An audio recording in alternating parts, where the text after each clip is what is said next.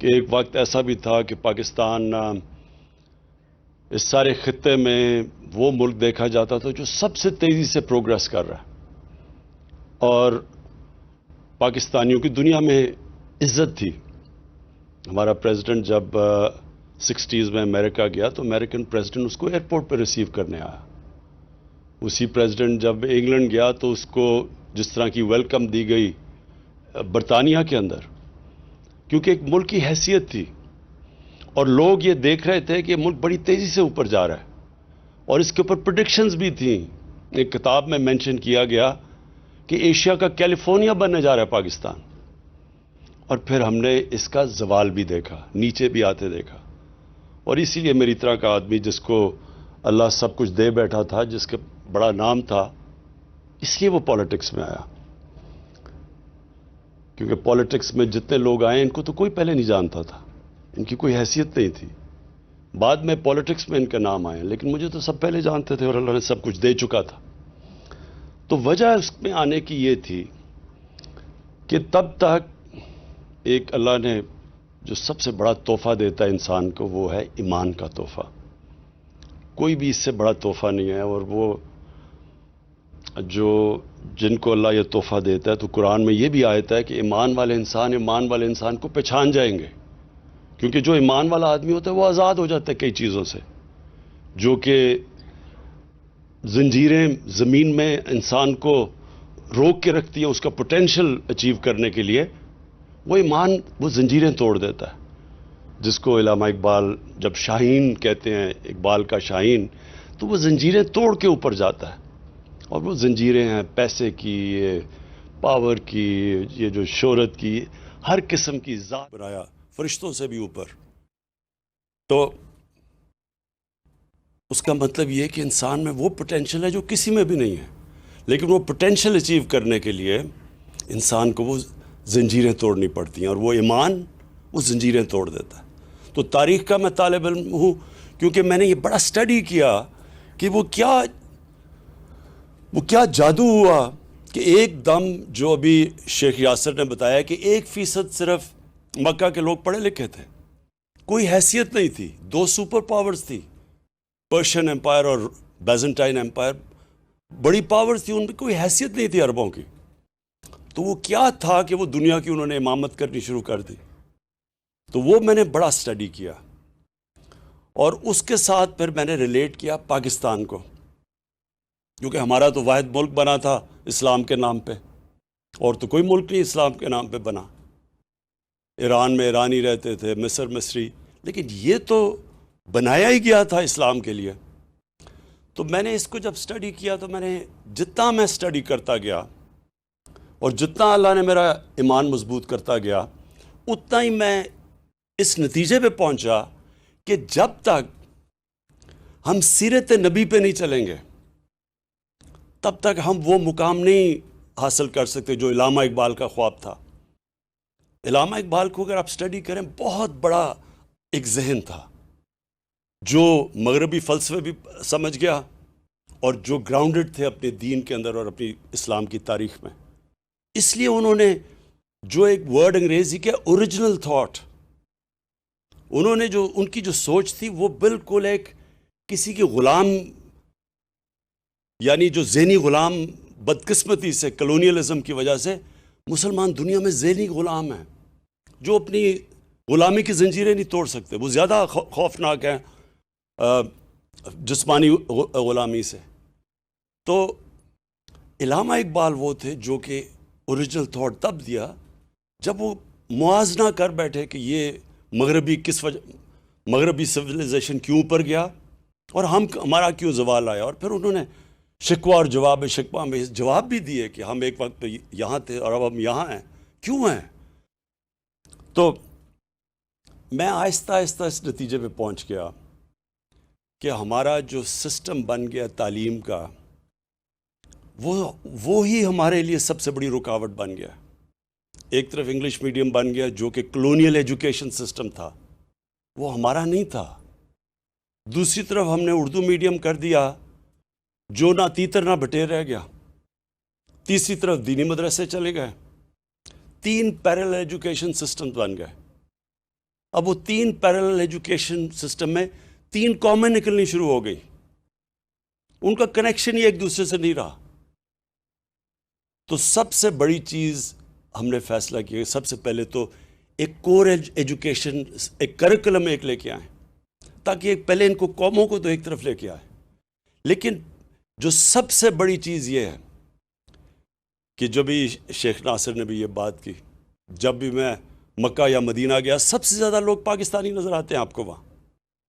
سب سے پہلے پاکستان ریئیکٹ کرتا ہے، کوئی بھی اسلام کے خلاف کچھ ہو تو پاکستان میں ریئیکشن آتا ہے۔ سب سے زیادہ میرا دعویٰ ہے کہ روزے بھی یہ رکھتے ہیں، حج بھی یہ پاکستانی کرتے ہیں، پیسہ بھی سب سے زیادہ پاکستانی اللہ کے نام پہ دیتے ہیں۔ میں سب سے زیادہ پیسہ پاکستانیوں سے اکٹھا کرتا ہوں، اللہ کے نام پہ سب سے زیادہ پیسہ بھی دیتے ہیں۔ لیکن مسئلہ یہ ہے کہ ہم جو ایک طرح آپ سیکولر ورڈ استعمال کر لیں، ہم اصل میں سیکولر بن گئے، اور غلط میننگ ہے سیکولر کا۔ مطلب یہ ہے کہ ہم ایک طرف عاشق رسول بھی ہیں، سب سے زیادہ ہمارا دین کے اوپر زور ہے، لیکن دوسری طرف جو نبی کی سیرت ہے اس کی اور ہماری زندگی میں تعلق ہی کچھ نہیں ہے، اتنا بڑا فاصلہ ہے اس کے بیچ میں۔ میں نے بار بار ایک چیز، ایک انسیڈنٹ بتاتا ہوں لوگوں کو۔ ڈاکٹر اشفاق، بہت بڑے ڈاکٹر اشفاق احمد خان، میں سمجھتا ہوں پاکستان کے بہت بڑے اسکالر تھے۔ ان کی میں بڑی ان سے میں ملتا رہتا تھا، تو انہوں نے مجھے ایک دفعہ یہ اپنی بات بتائی کہ جب وہ چائنا گیا اور چیئرمین ماؤ کو ملنے گئے، تو چیئرمین ماؤ کو بڑا ہیرو ورشپ، اس لیے کہ انہوں نے ایک جینوئن ریولوشنری تھے، سب ریولوشنریز ان کی طرف دیکھتے تھے۔ تو کہتا ہے جب میں ان کے پاس گیا تو وہ ان کا ایک دن ہوتا ہے گریٹ باتھ کا، وہ ینگ سی دریا کی تیر کر ادھر جا کے واپس آتے ہیں، تو لائنیں لگی ہوتی ہیں لوگوں کی ہاتھ ملانے کے لیے ان سے۔ تو کہتا میں بھی کھڑا ہو گیا، جب میری باری آئی انہوں نے کہا جی کدھر سے ہو؟ میں نے کہا میں پاکستان سے ہوں۔ تو اس نے کہا کہ وہ گریٹ نیشن، بڑی عظیم قوم ہے پاکستانی۔ بڑا حیران ہوا ڈاکٹر اشفاق۔ تو کہتا ساری لائن لگی ہوئی لوگوں کے پیچھے ادھر کھڑے ہو کے چیئرمین ماؤ نے مجھے ایک واقعہ بتایا کہ ان دنوں میں ایمبیسی کیپٹل کراچی تھا، تو کہتا کراچی کے اندر جو ایمبیسڈر تھا چائنا کا، وہ اس کا پاکستانی چیس پلیئر پارٹنر تھا۔ تو کہتا وہ جو پاکستانی پارٹنر تھا وہ ہر 2 منٹ کے بعد جائے، دوپہر بڑی گرمی تھی، سب سے زیادہ گرمی کا ٹائم تھا، اور جا کے اپنے اوپر سر پہ پانی ڈال کے پھر آ کے چیس کھیلے۔ تو اس نے کہا کیا مسئلہ ہے؟ اس نے کہا میں روزہ رکھا ہوا ہے۔ تو وہ بڑا چائنیز حیران ہوا، کہتا تم چپ کر کے پانی پی لو، کسی کو کیا پتہ چلے گا؟ تو جب اس چیئرمین ماؤ کو چائنیز ایمبیسڈر نے یہ بتایا، تو چیئرمین ماؤ نے تب، اب ذرا دیکھیں بڑا ذہن تھا نا، تو اس نے کیا سوچا کہ کیوں یہ عظیم قوم ہے؟ اس نے یہ کہا کہ جو قوم گرمی میں پانی اللہ کے خوف سے نہیں پی سکتی، تو سوچ لیں کہ وہ اللہ کے خوف سے سچ بھی بول سکتی ہے، وہ رشوت بھی نہ لے گی، وہ ٹیکس بھی اپنے پورے دے گی، وہ تو اس قوم کو تو کوئی روک ہی نہیں سکتا۔ یہی تھا مدینہ کی ریاست میں، وہ کیسے عظیم قوم بنی؟ خوف خدا تھا ان کو، وہ اپنے اوپر سیلف اکاؤنٹیبلٹی تھی کہ اللہ دیکھ رہا ہے۔ جس طرح کہ میں کمرے میں جا کے پانی پیوں تو اللہ دیکھ رہا ہے، اسی طرح میں کوئی غلط کام کروں گا اللہ دیکھ رہا ہے۔ وہ قوم کی جو کیریکٹر تھا وہ ایسا تھا کہ صرف مسلمان تاجروں کو انڈونیشیا اور ملیشیا میں کوئی فوج نہیں گئی تھی مسلمانوں کی، ان کے کیریکٹر کی وجہ سے لوگ مسلمان ہو گئے۔ تو میں نے اس نتیجے پہ پہنچا ہوں کہ ہمارا سب سے بڑا مسئلہ یہ ہے کہ ہمارا عظیم قوم کا کیریکٹر نہیں ہے۔ عظیم قوم بننے کے لیے عظیم کیریکٹر چاہیے، سچ بولنا، سچائی۔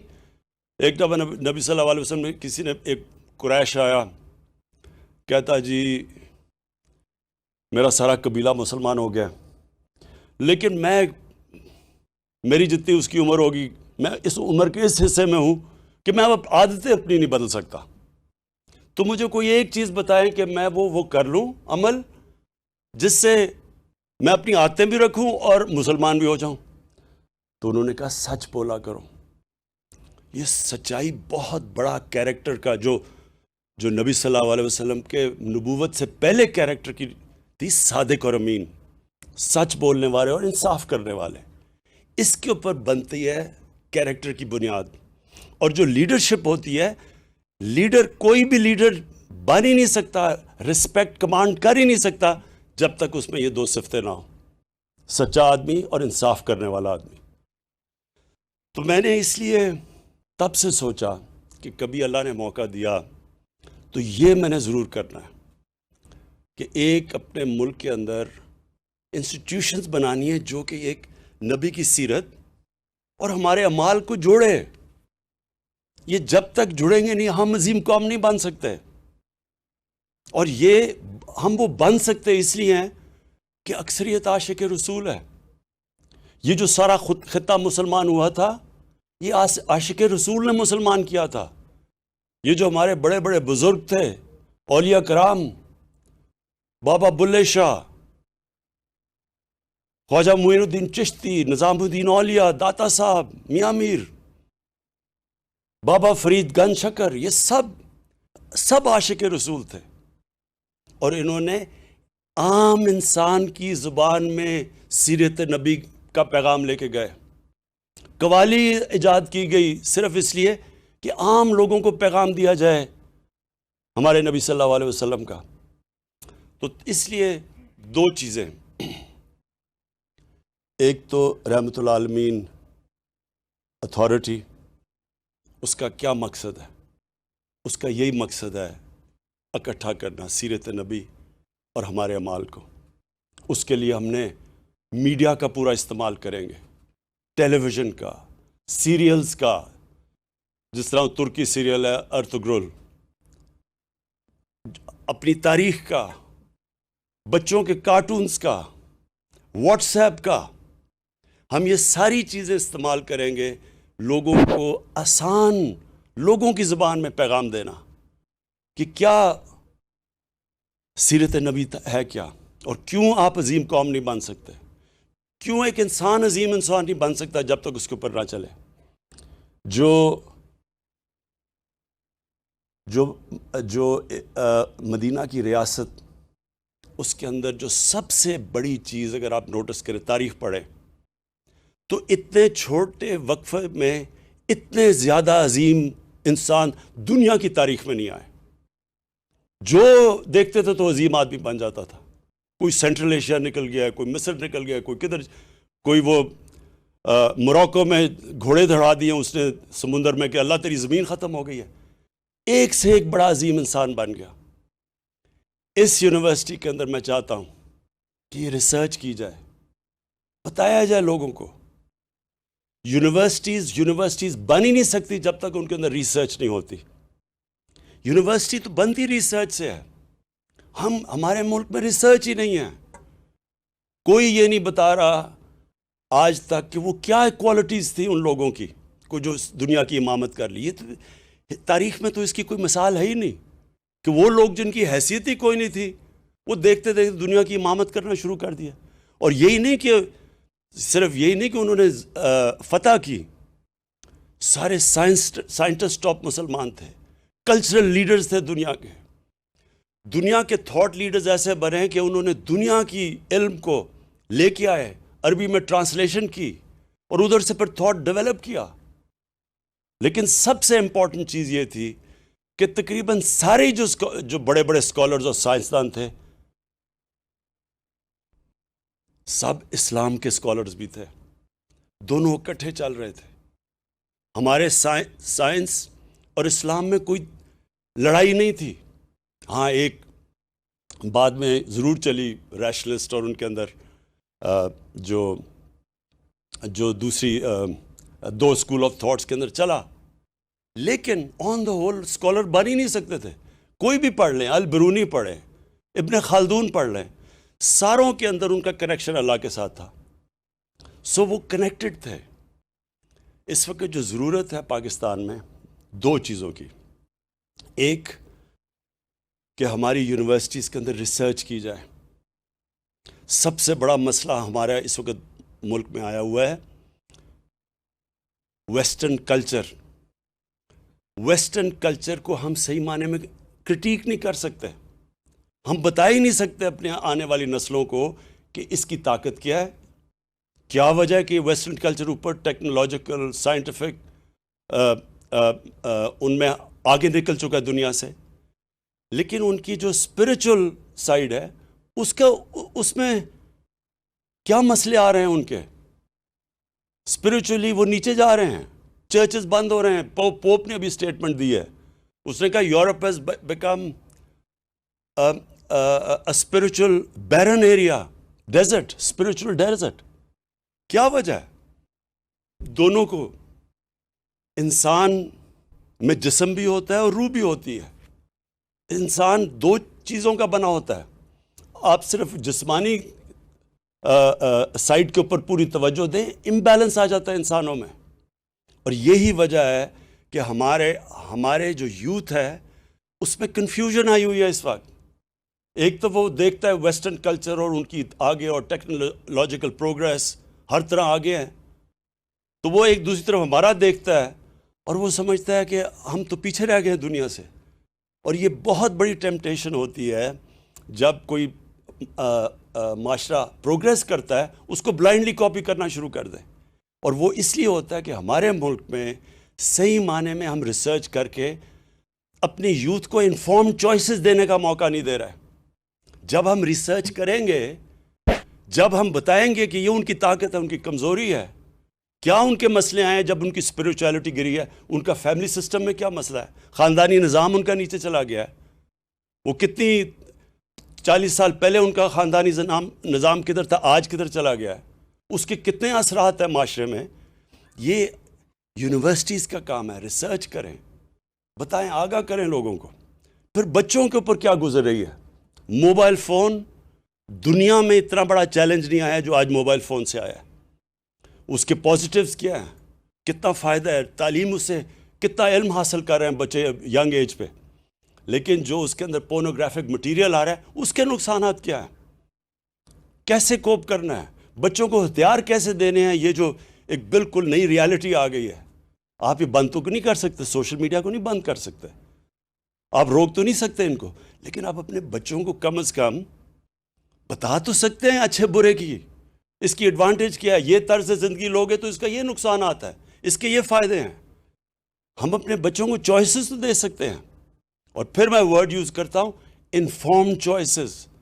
انفارم چوائسز تب آتی ہیں جب آپ بچوں کو بتائیں تو صحیح, آگاہ کریں, شعور پیدا کریں انہوں میں.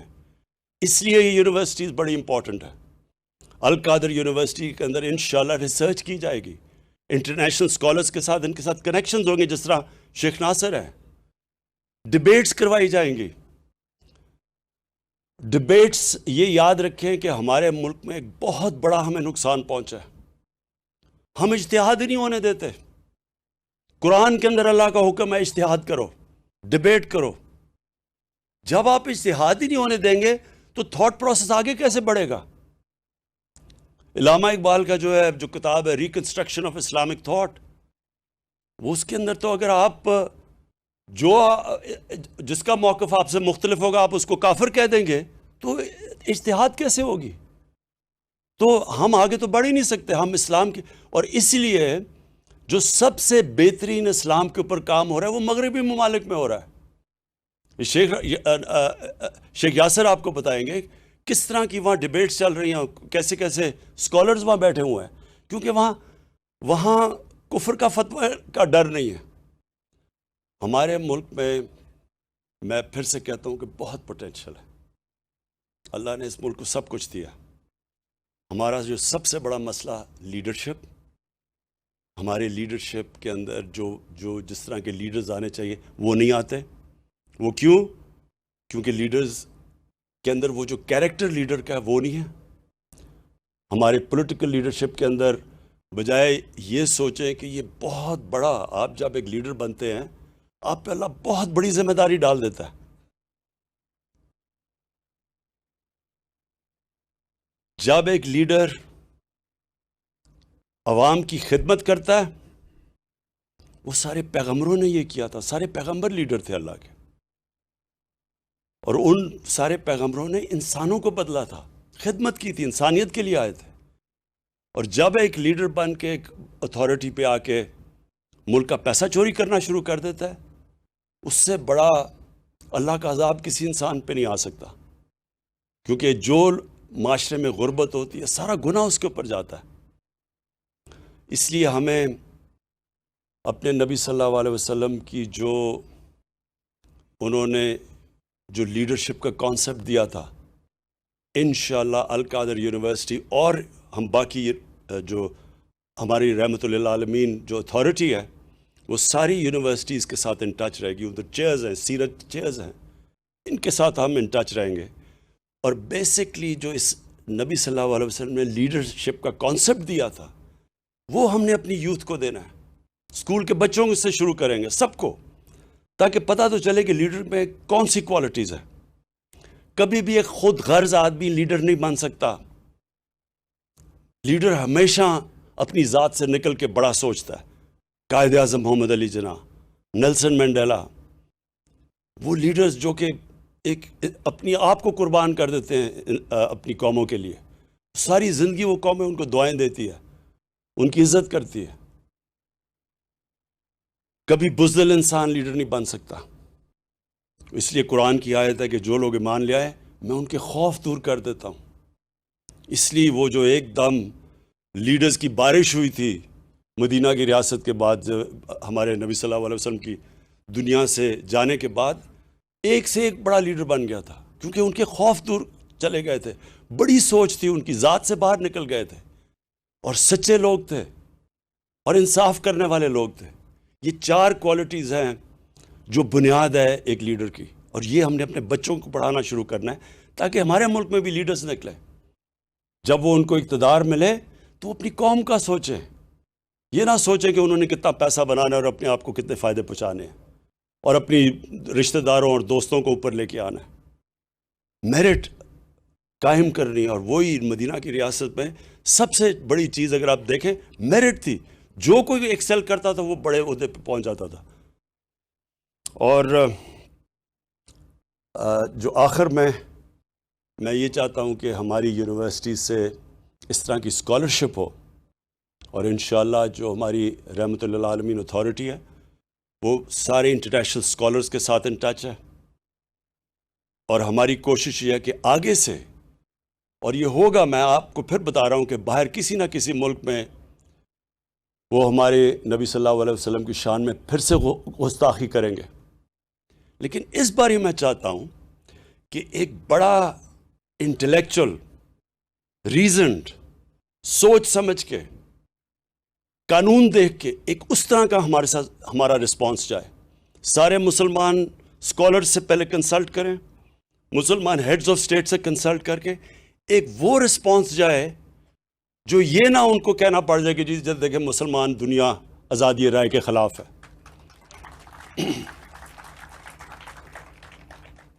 اور اس کے علاوہ جو میں چاہتا ہوں کہ ہمارے جو اس یونیورسٹی میں جو ہمارے بڑے بڑے، جس طرح میں نے بزرگان دین تھے جن کی وجہ سے اسلام پھیلا تھا سارے بر صغیر میں، ان کے اوپر بھی ریسرچ ہو.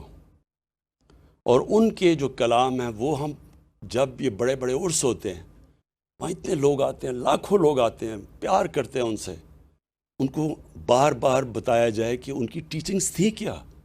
وہ ساری سیرت تھی، سیرت نبی تھی. تو ہم نے لوگوں کو ملک کے کیریکٹر کو اوپر اٹھانا ہے، موریلٹی کو اوپر اٹھانا ہے. جو مدینہ کی ریاست کی سب سے بڑی کوالٹی تھی جب شروع کیا نبی صلی اللہ علیہ وسلم نے، تو وہ ایک سمپل قرآن کی آیت کے اوپر تھا، امر بالمعروف، کہ اچھائی کو اٹھاؤ اور بدی کو ختم کرو، اس کو دباؤ. ایک معاشرہ جو ہوتا ہے وہ اس کی بنیاد اس پہ رکھی جاتی ہے. میں اس لیے وہ ابھی ایک حالیہ میں سیمینار ہوا لاہور میں، پاکستان کے سپریم کورٹ کے ججز بلائے گئے، لیکن چیف گیسٹ اس کو بلایا گیا جس کو اسی سپریم کورٹ نے سزا دی اور سزا کیا دی؟ پبلک کا پیسہ چوری کرنے کی سزا دی، اور وہ جھوٹ بول کے ملک سے باہر بھاگا ہوا ہے۔ اب یہ صرف میں اپنی قوم کے سامنے رکھتا ہوں، یہ سیاسی بات اب میں نہیں کر رہا۔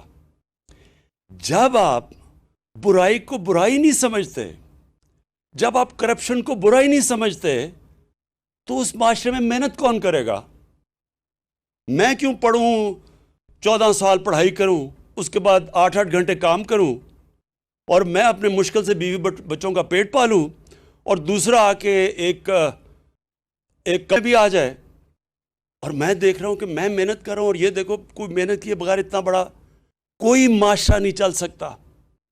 یہ یاد رکھیں کہ معاشرے کے اندر جب آپ کی اخلاقیات تباہ ہو جاتی ہے، آپ کے معاشرے میں سونا نکلے، ہیرے نکلے، جو مرضی نکلے، وہ ریاست نہیں بچ سکتی۔ ایک ریاست جس کی موریلٹی، مورل سٹینڈرڈز ہوتی ہیں، اس کو ایٹم بم بھی تباہ نہیں کر سکتا، جس طرح جاپان تھا، وہ پھر کھڑی ہو جائے گی۔ تو آپ کو ایٹم بم مارنے کی ضرورت ہی نہیں پڑتی اس معاشرے کی جس کی موریلٹی ختم ہو جاتی ہے۔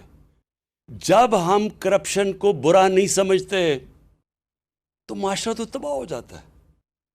اور یہ سب سے بڑا ظلم اس معاشرے میں نے 1985 کے بعد جو چینج دیکھا ہے، ہم نے تو پاکستان کو دیکھا نا، جو سب سے بڑی تباہی آئی ہے کہ ہم چوروں کو برا ہی نہیں سمجھتے، تو ہم یہ میسج دیتے ہیں کہ اگر ڈاکہ مارنا تو بڑا ڈاکہ مارنا، صرف چھوٹے چور ہی پکڑے جاتے ہیں پاکستان میں۔ کبھی کوئی معاشرہ نہیں سروائیو کر سکتا، اور اس لیے بھی میں اس نتیجے پہ آیا ہوں کہ ہم نے اپنی آنے والی نسلوں کو، ینگر جنریشن کو، اپنے یونیورسٹی اسٹوڈنٹس کو، ہم نے سیرت نبی کے ذریعے ان کی ہم نے مورالٹی، ان کا کیریکٹر بلڈنگ کرنی ہے، مورل رینیسانس کرنا ہے۔ اور انشاءاللہ میرے میں کبھی کوئی شک نہیں ہے کہ اللہ نے باقی سب کچھ دیا ہمیں، سب کچھ یہاں، ہر اللہ کی نعمت پاکستان میں ہے۔ صرف انشاءاللہ وہ جو کیریکٹر بلڈنگ ہے، وہ ہماری وہ قوم جو ہے ہی عاشق رسول، اس کو بس کنیکٹ کر دیا تو انشاءاللہ مجھے کبھی کوئی شک نہیں ہے کہ ہم ایک عظیم قوم بنیں گے۔ میں پھر سے فیکلٹی ہماری جو القادر کی ہے، اسٹوڈنٹس جو پہلا بیچ آیا ہے، میں اب سب کو ویلکم بھی کرتا ہوں، اور یہ میرا ایمان ہے کہ انشاءاللہ ہمیشہ بڑی بڑی انسٹیٹیوٹس چھوٹی شروع ہوتی ہیں۔ اب یہ ہم نے تھوڑے سا اس کا انسٹیٹیوٹ کا سیکشن کھولا ہے، لیکن میں جب اوپر سے دیکھتا ہوں اس ساری انسٹیٹیوٹ کو اور اس علاقے کو، میرے میں کوئی شک نہیں کہ یہ ایک وہ دنیا کے اندر، میں پاکستان کی اب بات نہیں کر رہا، اسلام کی دنیا میں ایک انسٹیٹیوٹ بنے گی، یہ کوآرڈینیٹ کرے گی، جس طرح الازہر کا نام ہے، اسی طرح یہ بھی وہ ایک انسٹیٹیوٹ بنے گی۔ مجھے خوشی یہ ہے کہ یہ تقریباً 2.5 سال کے اندر اس کی اوپننگ ہو گئی۔ جو میں پرائم منسٹر یونیورسٹی بنا رہا ہوں، وہ دنیا کی ٹاپ ٹیکنالوجیز کی وہ یونیورسٹی ہوگی، جو لیٹسٹ ٹیکنالوجیز ہیں اس کے اوپر۔ لیکن گورنمنٹ اتنی آہستہ چلتی ہے کہ 3 سال ہو گئے، اب جا کے ہم شروع کرنے لگے، تو یہ بدقسمتی ہے، یہ گورنمنٹ کی نہیں ہے، اس لیے یہ بڑی جلدی کھل گئی ہے۔ اور میری جو اس سے پہلے نمل یونیورسٹی ہے، وہ میرا ایک ویژن ہے، پاکستان کی پہلی نالج سٹی جس طرح آکسفورڈ اور کیمبرج ہے۔ تو میں آج پھر سے بڑی اپنی خوشی کا اظہار کرتا ہوں، مجھے بڑا آج خوشی ہو رہی ہے کہ اتنے چھوٹے ٹائم میں ہماری یہ جو القادر یونیورسٹی ہے یہ کام شروع کر دیا۔ شکریہ جی۔